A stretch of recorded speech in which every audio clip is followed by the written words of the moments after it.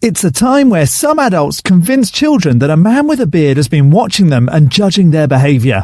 And if their behaviour has satisfied this bearded fellow, he will reward them. So, since this is a very strange holiday for children, I thought I'd look at what kids are being taught about the birth of the son of this bearded fellow. Wait, you thought I was talking about Santa?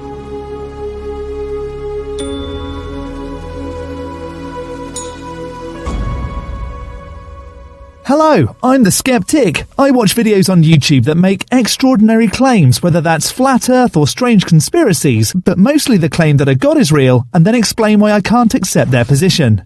Before we get into today's video, please do subscribe, hit that bell notification to be alerted for my next video, and drop a like. That would be a Christmas miracle. Since Christmas is really a time for spoiling the kids in your life, I thought I'd take a look at an animation of the birth of Jesus Christ, a Christmas story for kids.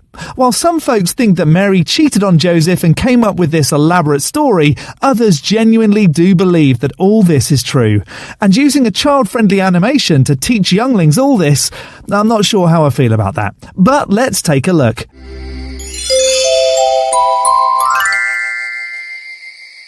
This is the story of how Jesus Christ, the Savior of the world, was born. Why did I choose this and not Spider-Man, a much more worthy saviour in my opinion? The story begins in a place called Nazareth. Nazareth was a quiet, sleepy little town where most people were farmers and shepherds. Correct me if I'm wrong, but Nazareth is in the Middle East, right? Maybe these folks here are on vacation. This one should probably watch out. Red hair and pale skin in the sun could get sunburn. Though, I guess it is December. In this town, there lived a young Jewish woman named Mary. She was a very obedient and God-fearing woman. She helped her parents in the field and did her chores in the house. She was kind and helpful to everyone, and people liked her very much. Mary was going to get married soon to a good and honest man named Joseph. What is up with all these tourists? Is no one from Nazareth featured in this story? A few days before Mary's engagement, she had a visitor. Well, with a giant hole in the wall, it's hardly safe. He was a very special guest. I work in voiceover, and it would only take a few minor tweaks to make this story sound very sordid. A change in music and tone, and we get... A few days before Mary's engagement, she had a visitor. He was a very special guest. An angel sent by God from heaven. The holy angel Gabriel visited her in her room and called her in her sleep. If someone comes into your room without consent, what should you do about it? Freeze! Sucker! It's okay, I don't want any trouble. You got trouble now, you piece of trash! And how would you know that this person even was an angel? They could just be a town drunk with a good story. You'd need verification. When Mary opened her eyes, she saw a heavenly figure bathed in a pool of white light floating beyond her window. Please don't use words like bathed and white when describing sneaky people coming into your room when you're sleeping. It sounds disgusting. It wore bright white robes and had big silver wings fluttering behind him. I know I've imagined seeing things when I first woke up. That morning haze is a thing. But if Mary did see someone standing over her dressed in white when she woke up, how can you verify it was an angel that had wings? What if she imagined it or hallucinated? At first, she thought she was dreaming. But later, when she heard the angel's voice, she realized this was no dream. Oh, so you can't imagine hearing voices in your sleep anymore. I'm convinced. Mary, do not be afraid. I am Gabriel. God has sent me to you. He loves you, and you have been chosen for something very special. Your kind heart and pure soul is of great value to the Lord. You are fortunate that God has chosen you above everyone else for this special task. I'm not afraid. I'm honored to know that God has chosen me to carry out His wish. I am lucky to be a favor to God. Bless you, Mary.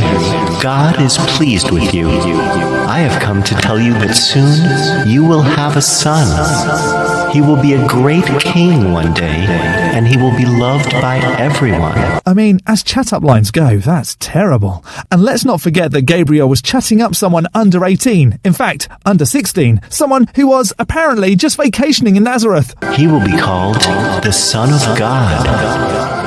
Mary was at first shocked at what Gabriel had to say. If a man dressed all in white came into my room and I'd hallucinated wings on them and he used a chat-up line like that on me, I'd be shocked too. However, she remained calm and listened to everything that the angel had to say. Isn't that a common trauma response, to freeze and hope it goes away? Then she spoke to Gabriel. But how is this possible? I'm not yet married. Do not be afraid, Mary. The Spirit of the Lord will take over you. Does anyone else feel like Gabriel is grooming here? I feel a little bit sick. And you will be blessed with a son. He will be called the Son of God. Yeah. No, this is just wrong. If this was any other situation other than an undemonstrated angel breaking into a room, the law would definitely be involved. He will do great things for the people. He will be hailed as the King of Jews and the Savior of mankind. If I say what amazing things this kid could potentially do, will you let me and my floaty Skyman impregnate you? Why is this being taught to kids? I'm grateful for whatever the Lord has done for me.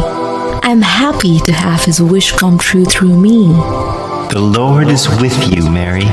You are blessed. Go in peace. Now I can't get it out of my head that this is some kind of sordid scene. I'm so glad that adult music stopped earlier. This could have sounded very different. Gabriel then left the house of Mary and returned to heaven. In a few days, Mary became pregnant. In those days, it was very unusual for a girl to become pregnant before marriage. Was it though? Conception still works the same regardless of marital status. And if Mary was visited by someone in the middle of the night and woke up to see lots of white, is it really surprising that she did end up pregnant? Still, nothing suggests that it was a god that did it. It's still just a story. However, Mary explained everything to Joseph about the angel and God's wish and the son they were going to have. Joseph was a good man, and he accepted everything. No, I didn't cheat on you, Joseph. This elaborate and unconfirmed story happened. He married Mary in a few days. In those days, the king of the land announced a census. He wanted every citizen of his country to be counted and documented. Since Joseph was actually from Bethlehem... Wait, he was just visiting, but from another place in the Middle East? Why does he look like he's more Northern European in heritage? He had to go there to be counted. Bethlehem was a long way from Nazareth. Joseph and Mary had a long and difficult journey ahead to Bethlehem. There were no cars or other means of transportation except for a donkey. The whole journey had to be made by foot. Mary sat on a donkey and Joseph walked behind them. It was even more difficult for Mary since she was going to give birth to her baby. After many, many days of walking through the desert, Joseph and Mary finally reached Bethlehem. It was getting very dark when they reached the town. They desperately needed a place to rest and spend the night. But all the inns were full, and nobody would give them space to spend the night. Mary's bump grew quick, just saying. Joseph walked all over the town, knocking at the doors of houses and shops, one after the other, but nobody would allow them to come in. Mary was about to give birth, and it was important that she had a safe and comfortable place for the baby and herself. Joseph and Mary kept feeling hopeless. After searching for a while, Joseph found an empty barn built for cows. There was plenty of fresh straw there. Joseph used the straw and managed to make a bed for Mary. Wasn't Joseph supposed to be a carpenter? Surely he could have pulled out his Batman-esque utility belt and built her a bed with some of the wood from the barn. Later in the night, something magical happened. Poor woman. She's about to give birth. Oh, you mean... Never mind. Mary gave birth to a beautiful baby boy. Is it technically magical when humans have been given birth for hundreds of thousands of years? Whilst it is a fascinating process and extremely difficult for the female reproductive system to do what it does, it's not really magical. It's incredible, but not magical. Unless the fact he's saying it's magical was because it was a boy. But wasn't Mary told by the angel Gabriel that it was going to be a boy? That's not magical. It's expected. Joseph made a small bed of fresh straw in the manger and laid him there. It was warm and comfortable, and the baby slept happily in the manger. Why is the wrap that it's in glowing? Is it radioactive? Are we witnessing the original X-Men where the baby made contact with contaminated blankets and gained the ability to walk on water and change liquid consistency and flavour? That would be a cool story. Mary was happy that the predictions of the angels had come true. Jesus Christ, the Savior of this world, was born in a humble manger. Is it a prediction if all the angels said was, "You will have a boy," which had a certain percentage chance of happening? Babies are born all the time, and there's a chance it will be born male. It would have been better to have said, "You will have a boy that will be born in a shed next to animals. The blankets you wrap it in will glow yellow, and your carpenter husband won't even build you a bed." That's way more specific. That same night, while Joseph and Mary were looking for a place to stay the night, not very far away, 2 shepherds were out looking for their sheep on a hill. Suddenly, they were blinded by a bright light from the sky. They opened their eyes to find a beautiful angel in front of them with long golden hair and silver wings. She wore a shimmering white and gold dress which sparkled in the moonlight. How do those men know it was an angel? How could they demonstrate it to be the case? The shepherds did not know how to react and were amazed. Then the angel spoke to them. Do not be afraid. I have come to give you good news. Tonight, in the town of Bethlehem, a baby boy has been born. His name is Jesus. He will be known as the Savior of the world. You will know it is Jesus when you see a baby boy wrapped in a clothes in a manger. Apparently, it's the only kid around that has glowing blankets. Yeah, I won't let that go. Go to the villages and let everybody know of this happy news. Villages? I thought this was in the Middle East, not Scandinavia. This whole thing has been so inaccurate. I mean, other than the fact it's a story about an undemonstrated supernatural being. Let everybody know that Jesus, the Savior of the Jews, was born today. Go in peace now and spread the good news. The shepherds were happy and shocked at the same time. They were overjoyed at the fact that a Savior was born, and they ran towards Bethlehem to find baby Jesus. So they saw something they couldn't explain. That thing apparently spoke to them. They accepted what it said with no questions and ran to a whole other place to see a baby they didn't know. That's a little bit creepy. The King of the Jews, who had been born in a humble manger. I'm announcing my next child as the King or Queen of the Mormons. Apparently just saying it makes it true. When they eventually found the baby in the manger in Bethlehem, they praised him and bowed down in worship. On the night that Jesus was born, 3 wise men were traveling on their camels across the desert. Suddenly, there felt a flash of light come down on them. They looked up at the sky and they saw a bright star. It was a kind of star that they had never seen before. The 3 wise men were aware of the prophecy of Jesus. Where on earth did this prophecy come from? It's not a prophecy if the event has already happened. That's just called news. They were waiting for the Star of Bethlehem to appear, and when they saw it, they were overjoyed.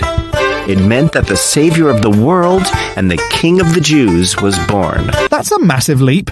A bright light could mean anything. An explosion, lightning, a meteor. I saw a star 2 nights ago that I hadn't seen before. Does that mean I will meet the rainbow unicorn called Betty, and she will be the saviour of almond milk lattes? At the time of Jesus' birth, the country was under the rule of King Herod, who was a very selfish and evil king. When the 3 wise men informed King Herod of the star they had seen in the sky and what it had meant, King Herod was worried that he would lose his kingdom to this baby boy. Wait a moment, didn't King Herod the Great die a year before Jesus was supposedly born?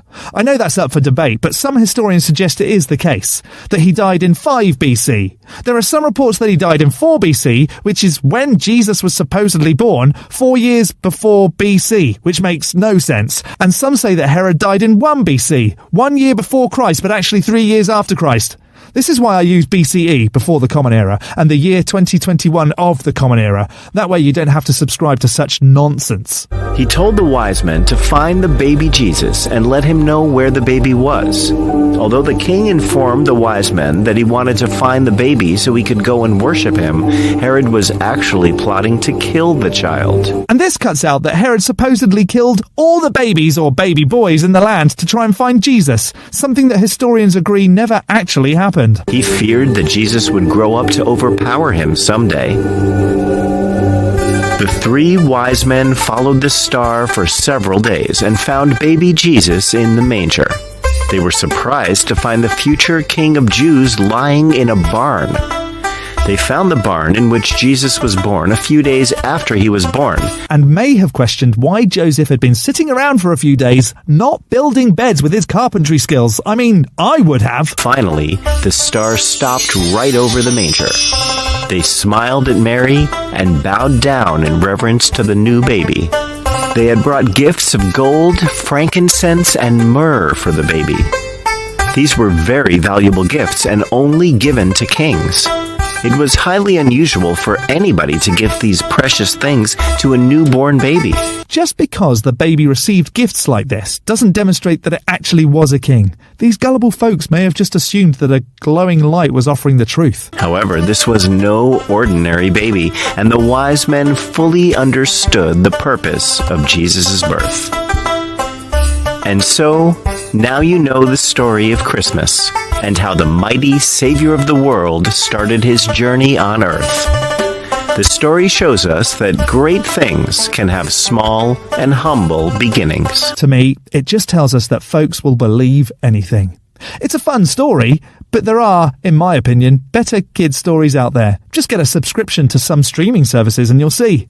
I think this animation is okay for kids as long as it isn't asserted to be the truth. But maybe you think differently. Where do you stand with kids being taught this story? Let me know in the section below. For me, I'm going to tick this off as not taking anything away from my Christmas spirit.